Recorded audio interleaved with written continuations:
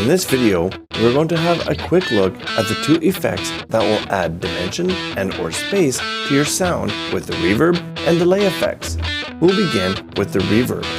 When playing a guitar through an amp, guitarists would like to have the ability to have their amps appear to be in different listening environments, and this is typically the job of a reverb effect. This effect reproduces the sound of how an amp would sound in a room.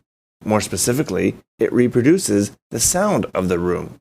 Some reverb effects come with a vast amount of controls to tweak how it sounds. But as with most physical stompbox reverb effects, hardcore's reverb comes with a minimal set of parameters to tweak. The first is the decay. This controls how long the sound of the amp would be present in the room. Shorter values will result in a smaller emulated room.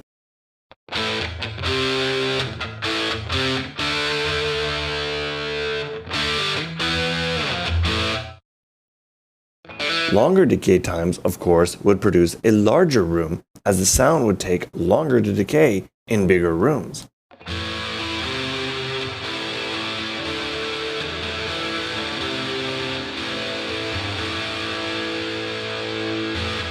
The second parameter, high dump, acts as a high-frequency filter. Its job is to emulate the surfaces of a simulated room. Certain materials such as glass or tile will produce a large amount of high-frequency reflections. If this is the type of listening environment you are trying to produce, i.e. a bathroom, then you would not want to remove too many of the higher frequencies from the reverb.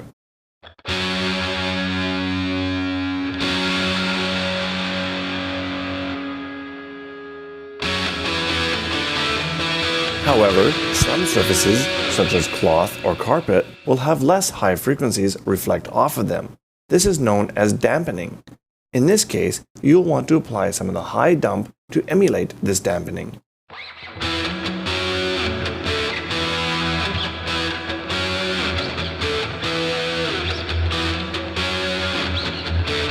The final parameter simply controls the amount of the effect within the mix.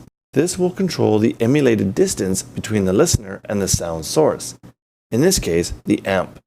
If the listener was closer to the amp, then he or she would hear more of the amp and less of the room. This can be emulated by applying only a small amount of reverb in the mix.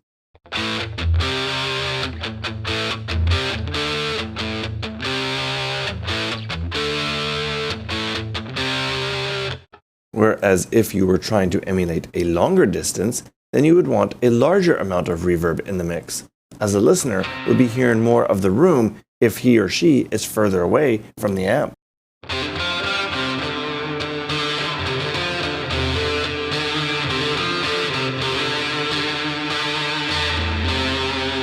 The next effect we'll look at is the delay effect. Another common effect, the delay is also used to add more depth to the listening environment. It is often used to give the sound more space that can be found in a room. Delays are often used to produce slapback effects that are often heard when sound bounces off a wall, or other types of echoes.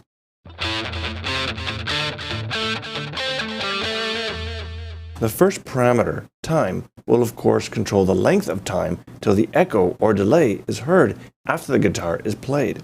Longer values will result in a longer delay time.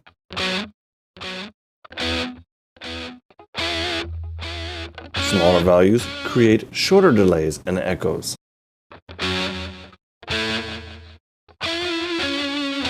The second parameter is the decay. Much like the decay on a reverb, this controls how long the delay or echo will be heard. Smaller values will create an echo or delay to fade away quickly.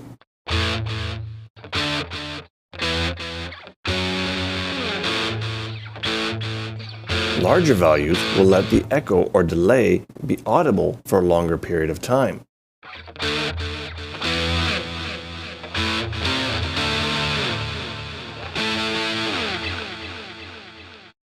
The mix parameter again controls the balance between the wet and dry sources.